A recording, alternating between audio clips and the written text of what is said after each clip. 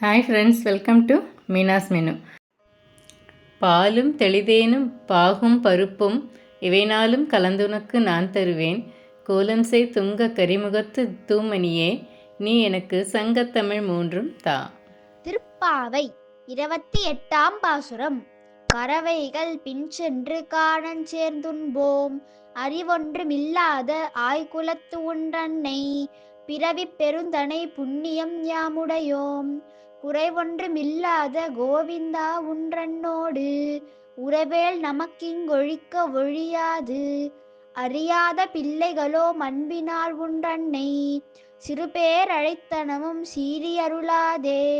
இறைவா நீ தாராய் பரையேலோர் எம்பாவாய்.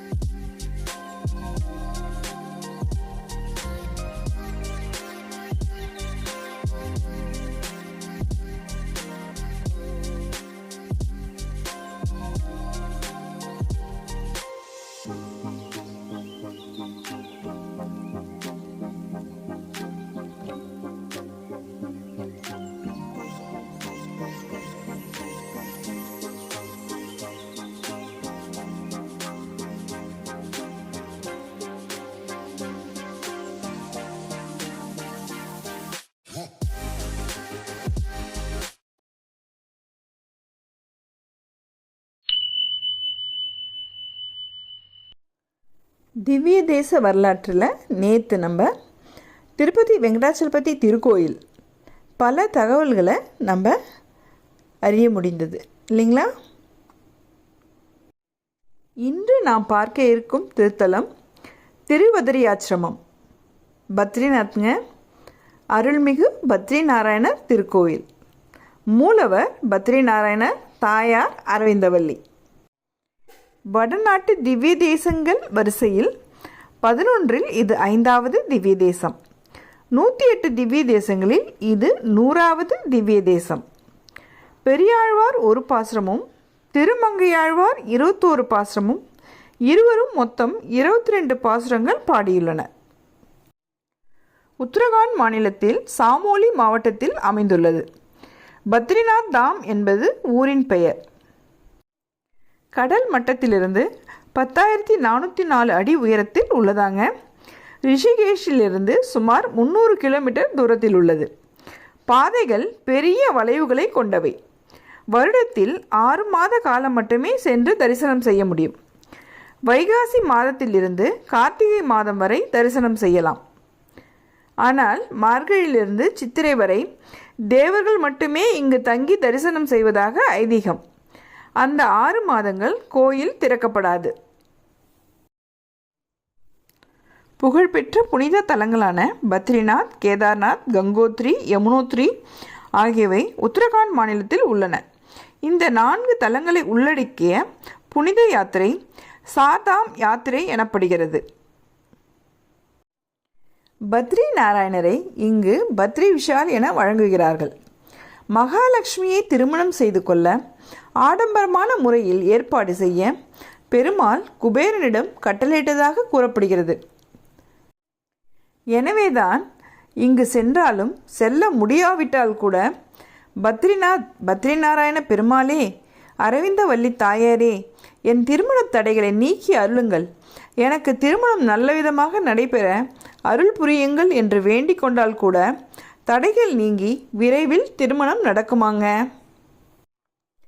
குபேரனின் இருப்பிடம் என்று கூறப்படும் அலகாபுரி பட்டணம் இதற்கு அருகில்தான் உள்ளதாக கூறப்படுகிறது. ஆனால் அங்கு செல்ல முடியாது. குபேரனுக்கு இங்கே சன்னதி உள்ளது. இங்குள்ள அலக்நந்தா நதியும் குபேரப்பட்டினத்தில் உற்பத்தியாகி வருகிறது. அலக்நந்தா நதி தேவப்பிரயாகில் பாகிரதியுடன் கலந்து கங்கை என்ற பெயர் பெறுகிறது.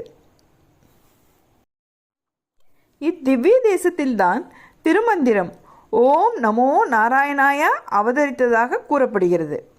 இங்கு 5 முக்கிய தீர்த்தங்கள் உள்ளன.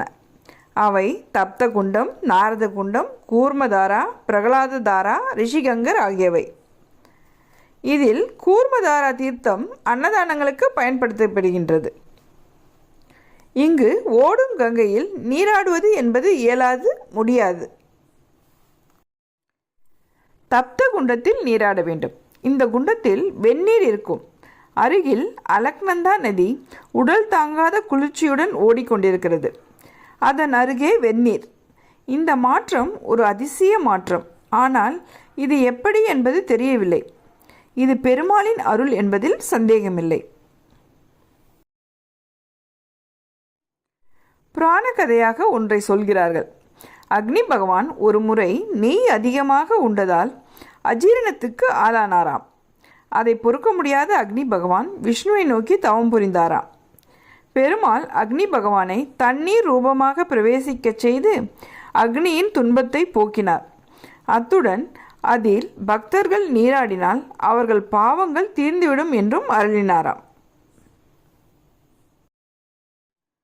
அது முதல் அக்னி பகவான் பத்ரி நாராயணரின் திருவடியிலிருந்து நீர் தாரை தாரையாக பிரவேசித்து சப்த குண்டலத்திலிருந்து விழுந்த பின்னர் சீதள குண்டத்தை அடைகிறது. இந்த வெந்நீர் உடல் ஏற்கும் அளவிற்கு மட்டுமே சூடாக உள்ளது.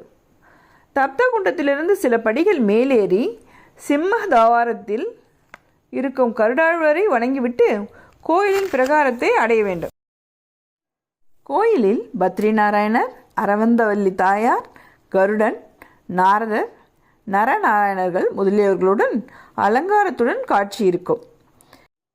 இதில் பெருமாள் மட்டும் சால கிராம சிலையாலான மூலமூர்த்தி. மற்றவை எல்லாம் உற்சவ மூர்த்திகள். அருகில் சென்று எவ்வளவு நேரம் வேண்டுமானாலும், எத்தனை தரம் வேண்டுமானாலும் தரிசனம் செய்யலாம். பெருமாளுக்கு திரை போடுவதில்லை. திருமஞ்சனம், சாத்துப்படி, நைவேத்தியம் எல்லாம் பக்தர்கள் எதிரிலேயே நடைபெறுகின்றன. பத்ரி என்ற இலந்தை மரத்தின் கீழே தான் பத்ரி நாராயணன் வீற்றிருப்பதாக ஐதீகம் உள்ளது. பத்ரி நாராயணர் வலக்கையில் சக்கரமும் மேல் இடக்கையில் சங்கும் தரித்து கீழ் வலது இடது கைகளை யோக முத்திரையாக கொண்டு பதமாசனத்தில் வீற்றிருந்து தபஸ்வி வேடத்தில் காட்சி கொடுக்கிறார். வலதுபுறம் குபேரனும் கருடனும் அமர்ந்திருக்கிறார்கள். இடதுபுறத்தில் தேவரிஷி, நாரதர், உத்தவர், நாராயணர், நரர் ஆகியோர் உள்ளனர். தென்புறம் பிரகாரத்தில் அரவிந்தவல்லி தாயாருக்கு தனி சன்னதி உள்ளது. ஆதிசங்கரின் சன்னதியும் உள்ளது. கோயிலுக்கு வடக்கில் கங்கையின் கரையில் பிரம்ம கபாலம் என்ற பெரிய பாறை உள்ளது. இங்கு பித்ருக்களுக்கு சிரார்த்தம் செய்தால் 14 தலைமுறைகளும் மோட்சம் அடைவதாக நம்பிக்கை உள்ளது. கோயில் பிரகாரத்தில் லட்சுமிக்கும் ஆதிசங்கரருக்கும் தனி கோயில்கள் உள்ளன. கோயில் பின்புறம் லக்ஷ்மி நரசிம்ம மந்திர் என்கிற தனி கோயிலில் சுவாமி தேசிகன், ராமானுஜர் ஆகியோர் சன்னதிகள் உள்ளன. கோயிலை சுற்றி பனிமலைகள்தான். எதிரே நரநாராயண பர்வதங்களும் வலதுபுறத்தில் நீலகண்ட பர்வதமும் உள்ளன. மேலும் நாரதர் அஷ்டாஸ்திர மந்திரத்தால் மகாவிஷ்ணுவை வழிபட்டு அருள் பெற்றார். பாண்டவர்கள் பிறந்த இடமாகவும் அவர்கள் தந்தை பாண்டு மகாராஜா தவம் செய்த இடமாகவும் கூறப்படுகிறது. பீமனும் அனுமனும் சண்டையிட்ட கந்தமாதன பர்வதம் தற்போது ஹனுமான் கட்டி இங்கு உள்ளது. இத்தலத்தின் அருகில் வசுதாரா என்ற பனிமலை நீர்வீழ்ச்சியின் தண்ணீர் தன்மேல் பட்டு புனிதமாவதற்கு சில பக்தர்கள் செல்கிறார்கள். நீராட முடியாது. நீர்வீழ்ச்சியிலிருந்து தெரித்து வரும் தண்ணீர் மேலே பட வேண்டும் என்பதற்காகவே செல்கிறார்கள். பகவான் ஸ்ரீகிருஷ்ணர் தனது கிருஷ்ண அவதாரம் முடித்துக்கொண்டு வைகுண்டம் செல்ல நினைக்கும்போது தனது நண்பரும் அமைச்சரும் பரம பக்தருமான உத்தவர் கிருஷ்ணரை சந்தித்து தன்னையும் வைகுண்டம் அழைத்து செல்ல வேண்டினார். உத்தவருக்கும் அர்ஜுனனுக்கு கீதா உபதேசம் செய்தது போன்று பகவான் ஸ்ரீகிருஷ்ணர் உத்தவ கீதை என்னும் ஆத்ம உபதேசம் செய்கிறார். பின்னர் உத்தவரிடம் உன் வாழ்நாள் காலம் முடிந்த பின் வைகுண்டம் வரலாம் என்றும் அதுவரை பதரிகாசிரமம் சென்று தங்கி பகவானை தியானித்து கொண்டு வாழ்நாள் இறுதியில் என்னை வந்தடைவா என்று பகவான் கிருஷ்ணர் கூறியபடி உத்தவர் பத்ரிநாத் அருகிலுள்ள பதரி ஆசிரமத்தில் தங்கி பகவானை தியானித்து கொண்டு வாழ்நாள் முடிந்த பின் வைகுண்டம் ஏகி பகவானை அடைந்தார் உத்தவர். உத்தவரின் வேண்டுகோளின்படி பகவான் உத்தவருக்கு கர்மயோகம், பக்தி யோகம், ஞான யோகம், வர்ணாசிரம தர்மம், முக்குணங்களின் செயல்பாடுகள், 3 அவஸ்தைகளில் மனிதனின் நிலை, அதாவது விழிப்பு நிலை, உறக்க நிலை மற்றும் கனவு நிலை, சாங்கிய யோகம், புலனடக்கம், மனவடக்கம், தவம், தியாகம், பொறுமை, அகிம்சை, விவேகம், வைராக்கியம், முழுச்சுத்துவம், நிதித்தியாசனம், அட்டாங்க யோகம், யோக சித்திகள், வேள்வி, யங்சம், தானம், சரணாகதி மற்றும் பிரமஞானம் ஆகியவற்றை உபதேசித்து அள்ளினார். பின் அம்சகீதை, அவதூத கீதை மற்றும் பிட்சு கீதை போன்ற கதைகள் மூலம் நன்னெறிகளை பகவான் உத்தவருக்கு உபதேசித்து அள்ளினார். இதையெல்லாம் பொறுமையாக கேட்டு முடித்த உத்தவர் கிருஷ்ண பரமாத்மாவிடம் அதிக முயற்சி இல்லாமல் பரமபதத்தை அடையும் எளிய வழியை கூறுங்கள் என்றாராம். அதற்கு பகவான், எந்த செயல் செய்தாலும் அது என்னை மகிழ்விக்க செய்ய வேண்டும். மனதை என்னிடமே செலுத்தி என் தர்மத்திலே லயித்து என்னிடம் தொடர்ந்து பக்தி செலுத்த வேண்டும். எல்லா மனிதர்களிடத்தும் நானே இருப்பதாக பாவனை செய்து கொண்டு இருப்பவனுக்கு விரோதம், பொறாமை, பொருட்படுத்தாமை, அகங்காரம் முதலியன விலகி போகிறது. எல்லாவற்றையும் ஈஸ்வர வடிவாக பார்ப்பவனுக்கு அனைத்தும் பிரம்மம் என்ற ஞானம் ஏற்பட்டவுடன் எல்லா சம்சயங்களில் விலகி என்னை சாட்சாத்தாக பார்த்து பிரபஞ்ச பார்வையை நீக்கி மேலான அமைதியை அடைகிறான். மனம், மொழி, மெய்களால் என்னை பார்ப்பதே என்னை அடைவதற்கான சாதனங்களுக்குள் மேலானது. இந்த உபதேசங்களையெல்லாம் உத்தவருக்கு கூறி முடித்த கிருஷ்ண பரமாத்மா, உத்தவரே, எனது ஆசிரமம் பத்ரியில் அருகில் உள்ளது, அங்கு செல்ல ஆணையிடுகிறேன் என்று கூறினாராம். பகவானால் உபதேசிக்கப்பட்டபடி உத்தவர் பதரிகாசிரமத்தில் தவ வாழ்க்கையை மேற்கொண்டு காலக்கிரமத்தில் பகவானை அடைந்தார். நாளைக்கு நம்ம இந்த மார்கழி முழுவதும் நாம் பார்த்த திருத்தலங்களின் தொகுப்புரையை பார்க்கலாங்க.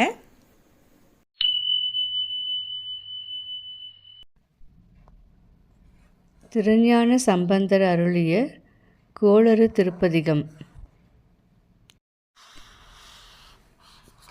வேள்பட விழி செய்து அன்று விடைமேல் இருந்து மடவாள் தனோடும் உடனாய் வாழ்மதி வன்னிக் கொன்றை மலர் சூடி வந்தியன் உளமே புகுந்த அதனால் ஏழ்கடல் சூழ் இலங்கை அரையன் தனோடும் இடரான வந்து நலியா ஆழ்கடல் நல்ல நல்ல அவை நல்ல நல்ல அடியார் அவர்க்கு மிகவே பல பல வேடம் ஆகும் பரநாரி பாகன் பசு ஏறும் எங்கள் பரமன் சலமகளோடு இருக்கும் முடிமேல் அணிந்து என் உளமே புகுந்த அதனால் மலர்மிசையோனும் மாலும் மறையோடு தேவர் வரு காலமான பலவும் அலைகடல் மேரு நல்ல அவை நல்ல நல்ல அடியார் அவர்க்கு மிகவே. கொத்து அலர் குழலியோடு விசையர்க்கு நல்கு குணமாய வேட விகிர்தன் மத்தமும் மதியு நாகம் முடிமேல் அணிந்து என் உளமே புகுந்த அதனால் புத்தரொடு அமனை வாதில் அழிவிக்கும் அண்ணல் திருநீறு செம்மை திடமே அத்தகு நல்ல நல்ல அவை நல்ல நல்ல அடியார் அவர்க்கு மிகவே. தேனமர் பொழில் கொள் ஆலை விளை செந்நெல் துண்ணி வளர் செம்பொன் எங்கும் திகழ நான்முகன் ஆதி ஆய பிரம்மாபுரத்து மறைஞான ஞான முனிவன் தானுரு கோளும் நாளும் அடியாரை வந்து நலியாத வண்ணம் உரைசெய் ஆன சொல் மாலை ஓதும் அடியார்கள் வானில் அரசு ஆழ்வர் ஆணை நமதே. திருச்சிற்றம்பலம். இதுவரை சென்னையில் அமைந்துள்ள நவகிரகங்கள் வழிபட்டு நற்பேறு பெற்ற சிவஸ்தலங்கள் வரிசையில் கொளப்பாக்கம் அகஸ்தீஸ்வரர், சோமங்கலம் சோமநாதீஸ்வரர், பூவிருந்தவல்லி வைத்தீஸ்வரர், கோவூர் சௌந்தரேஸ்வரர், போரூர் ராமநாதேஸ்வரர், மாங்காடு வெள்ளீஸ்வரர் ஆகிய தலங்களை பார்த்தோம். இவை முறையே சூரியன், சந்திரன், அங்காரகன், புதன், குரு, சுக்கிரன் ஆகியோர் வழிபட்டு பேறு பெற்ற தலங்களாகும். இன்று சனி, ராகு, கேது ஆகியோர் வழிபட்டு சாப நிவர்த்தி பெற்ற தொண்டை மண்டல சிவஸ்தலங்களை பார்க்கலாம். சென்னை பல்லாவரத்திலிருந்து சுமார் 6 கிலோமீட்டர் தொலைவில் உள்ளது பொய்ச்சலூர் அகஸ்தீஸ்வரர் ஆலயம். இந்த ஆலயத்தின் அமைப்பினை பார்ப்போம். சோலைகள் நிறைந்திருந்ததால் பொழில், சேர், ஊர் என பெயர் சூட்டினான் புகழ்ச்சோழன். அது நாளடைவில் பொழிச்சோழ நல்லூர் ஆகி பொழிச்சலூராக வந்திருக்கிறது. அகஸ்தியர் ஆராதித்ததால் அகத்தீஸ்வரர் என சுவாமிக்கு பெயர் ஏற்பட்டிருக்கிறது. ஆதியில் நிலத்தை உழுத ஒரு சிவபக்தரின் ஏற்காலில் பட்டு வெளிப்பட்ட லிங்கம் இவர். ராஜகோபுரம், கொடிமரம், பலிபீடம், நந்தி மண்டபம், கோஷ தெய்வங்கள், விநாயகர், சுப்பிரமணியர், நவகிரக சன்னதி, ஆஞ்சநேயர் எல்லாம் பாந்தமாக அமைந்த ஆலயம் இது. கிழக்கு நோக்கிய சன்னதியில் ஈசன் அருள் பாலிக்கிறார். அம்பாள் சன்னதி தெற்கு முகமாக அமைந்திருக்கிறது. வட நல்லாற்று நாயகனாக சனிக்கிழமைகளில் சனி பெயர்ச்சிகளில் சிறப்பு வழிபாடுகள் நடைபெறுகின்றன. இக்கோவிலின் ஸ்தல புராணத்தை இப்போது பார்க்கலாம். சிவபெருமான் வகுத்த நியதியின்படி ஒவ்வொருவராக பிடித்து வந்த சனி ஒரு சமயம் ஈசனையே பிடிக்க புறப்பட்டார். ஈஸ்வரன் தாமரை குளத்தில் ஒளிய சனிக்கு கர்வம் தாழவில்லை. வரம் கொடுத்த ஈசனே நடுங்குவதால் தானே ஈஸ்வரனுக்கு மேலானவன் என நினைத்தான். இதை அறிந்த ஈசன், இனி உன்னால் பீடிக்கப்படுபவர்களின் சாபம் உன்னை பற்றட்டும் என சபித்தார். சாப மூட்டையால் சனியால் நகர முடியவில்லை. சர்வேஸ்வரரை தியானித்து தன் குற்றத்தை மன்னிக்கும்படி வேண்டினான்.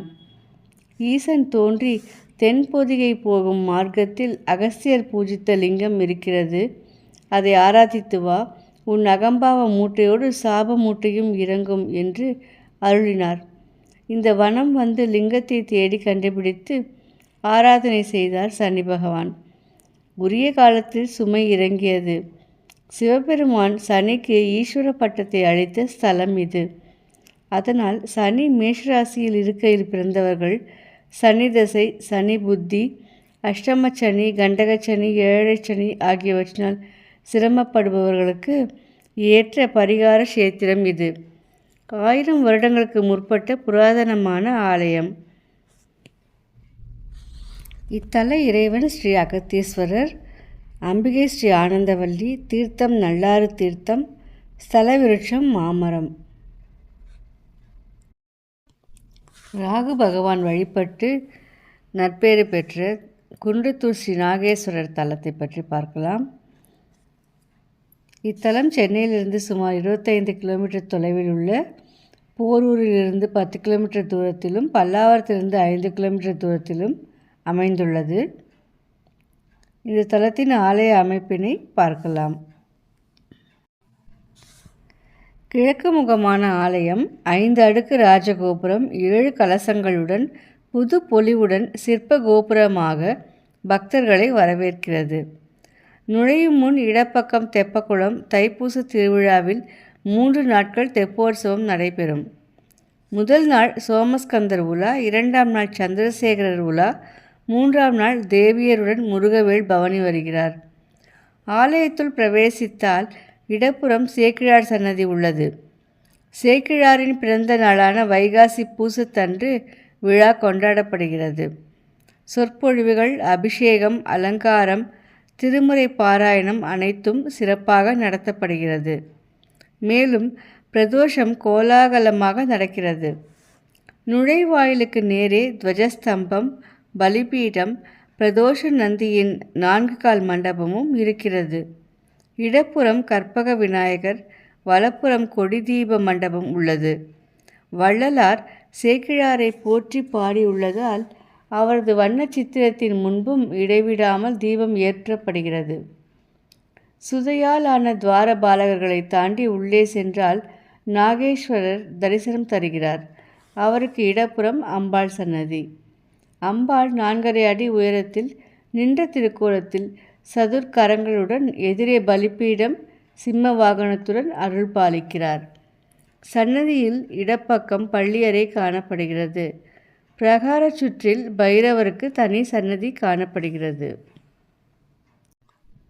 உட்பிரகார வளத்தில் உற்சவ சேக்கிழார், சூரியன், சந்திரன், பறவை நாச்சியாருடன் சுந்தரர், விநாயகர், சத்யநாராயணர், அப்பர், சம்பந்தர், மாணிக்க வாசகர், நாகேந்திரர், நாகநாதேஸ்வரர், காளிங்க நர்த்தன கண்ணன் என வரிசையாக சிலா வடிவங்களை காணலாம். சுவாமி சந்நிதி கோஷ்டத்தில் பிள்ளையார், தட்சிணாமூர்த்தி, திருமால், நான்முகன், விஷ்ணு துர்க்கை ஆகியோரை தரிசிக்கலாம். ஒவ்வொரு மாதமும் சைவ நால்வருக்கு விசேஷ அபிஷேகம் பூஜை நடத்தப்படுகிறது. செவ்வாய்க்கிழமைகளில் விஷ்ணு துர்க்கைக்கு சிறப்பு வழிபாடு செய்கின்றனர்.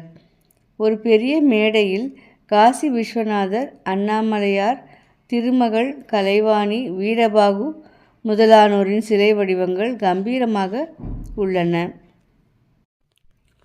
இந்த கோவிலின் ஸ்தல புராணத்தை இப்போது பார்க்கலாம். பெரிய புராணத்தை இயற்றியவர் சேக்கிழார். கல்வி கேள்விகளில் சிறந்து விளங்கிய சேக்கிழாரை விரும்பி தன் முதலமைச்சராக ஆக்கிக் கொண்டான் அனபாயன் எனப்படும் 2ஆம் குலோத்துங்க சோழன்.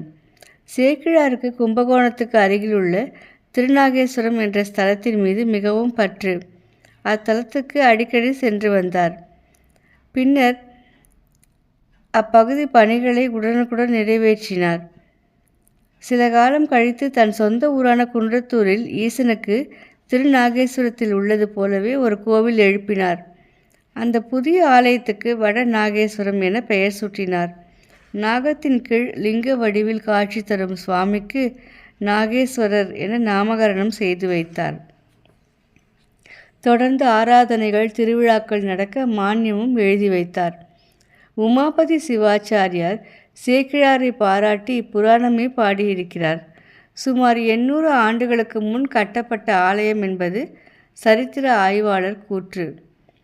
3ஆம் குலோத்துங்க சோழன், 3ஆம் ராஜேந்திர சோழன் காலத்திய 45 கல்வெட்டுகள் கிடைத்துள்ளன. திருவிழா காலங்களில் நாட்டியம் ஆடியவர்களில் பிரபலமான 2 பெயர்களும் காணப்படுகின்றன. ஒருவர் சித்திரமேழி நங்கை, மற்றொருவர் திருப்புன்னாழிகை நங்கை. சேக்கிழார் வழி வந்தவர்களே தற்போது அறங்காவலராக உள்ளனர். நாகேஸ்வரர் தன் பெருமையை உணர்த்திய சம்பவத்தை பார்ப்போம். ஒரு சமயம் ஆலயத்தின் பிரதான லிங்கமான ஸ்ரீ நாகேஸ்வர லிங்கத்தின் தலைப்பாகம் சற்றே சேதப்பட்டது. அதை ஆலய அதிகாரிகளிடம் தெரிவித்தார் அர்ச்சகர். அவர்கள் கலந்து பேசி மூலமூர்த்தியை எடுத்து திருக்குளத்தில் சேர்ப்பித்து விட்டு பிரகாரத்தில் இருக்கும் அண்ணாமலையாரை கருவறையில் பிரதிஷ்டை செய்ய முடிவெடுத்திருக்கிறார்கள். பேச்சு செயலானதும் திருக்குள ஜலம் சிகப்பானது. அன்றிரவு ஒரு சிவனடியார் சொப்பனத்தில் சிவபெருமான் தோன்றி, பொய்கையில் உள்ள என்னை எடுத்து பழையபடி பிரதிஷ்டை செய் என அருளியிருக்கிறார். அவ்விதமே செய்ய குளத்து நீர் இயல்பு நிலைக்கு வந்தது. சிறிது நேரம் கருவறையில் இருந்ததால் அருணாச்சலேஸ்வரருக்கும் சிறப்பு வழிபாடு நடத்தப்படுகிறது. பிரகாரத்தில் ஸ்தல விருட்சத்தை பார்க்கலாம். நித்தமும் 4 வேளை பூஜை நடைபெறுகிறது. அனைத்து திருவிழாக்களும் முறைப்படி நடத்தப்படுகின்றன. ராகு தோஷ நிவர்த்தி கஷேத்திரமாக இத்தலம் இணைக்கப்பட்டுள்ளது. இத்தல இறைவன் ஸ்ரீ நாகேஸ்வரர், அம்பிகை ஸ்ரீ காமாட்சி அம்மன், தீர்த்தம் தெப்பக்குளம், சூரிய புஷ்கரிணி, ஸ்தல விருட்சம் செண்பகம். கேது பூஜித்த தலமான கெருகம்பாக்கம் ஸ்ரீ நீலகண்டேஸ்வரர் கோவிலை பற்றி இப்போது பார்க்கலாம். இக்கோவில் சென்னை போரூர் குன்றத்தூர் சாலையில் அமைந்துள்ளது. இக்கோவிலின் ஆலய அமைப்பினை பார்க்கலாம்.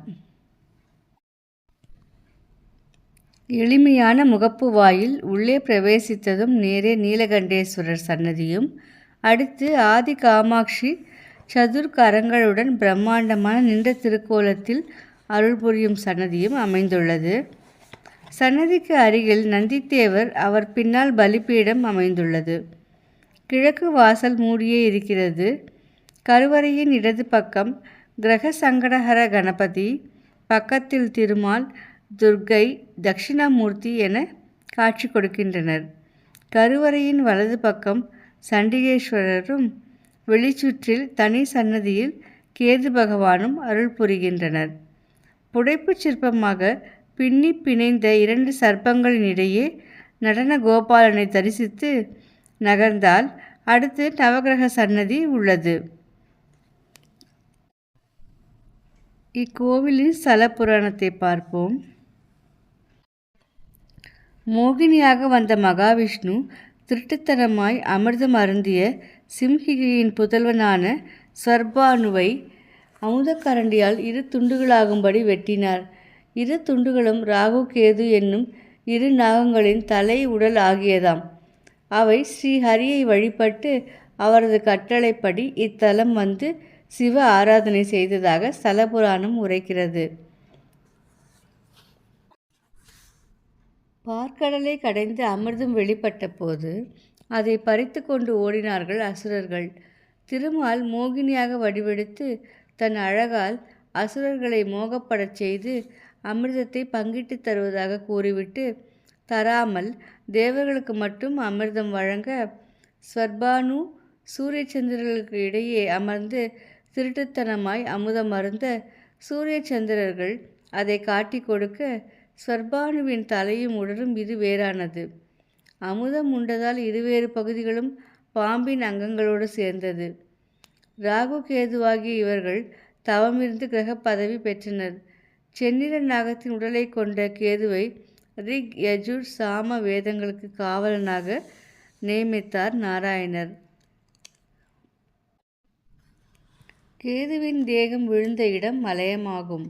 அங்கு வாழ்ந்த ஜைமினி என்ற அந்தணர் கேதுவை வளர்த்தார். ஆன்மீகம், தத்துவம் போன்றவற்றை போதித்தார். இதன் பிறகுதான் கேது வைகுண்ட வாசனையும் கைலாயநாதரையும் குறித்து கடும் தவம் இயற்றி ஞானகாரகன் என்ற அந்தஸ்தையும் வரங்களையும் பெற்றான்.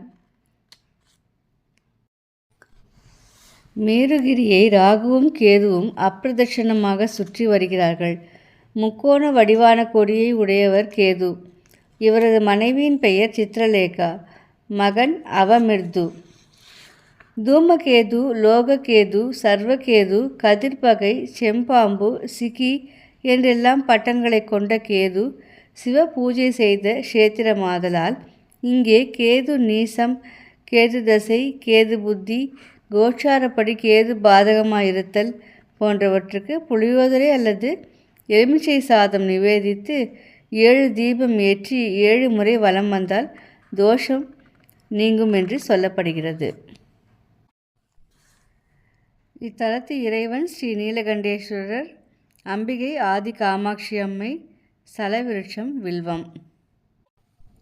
நாளை மற்றும் ஒரு சிவ ஆலயத்தினை பார்க்கலாம். திருச்சிற்றம்பலம்.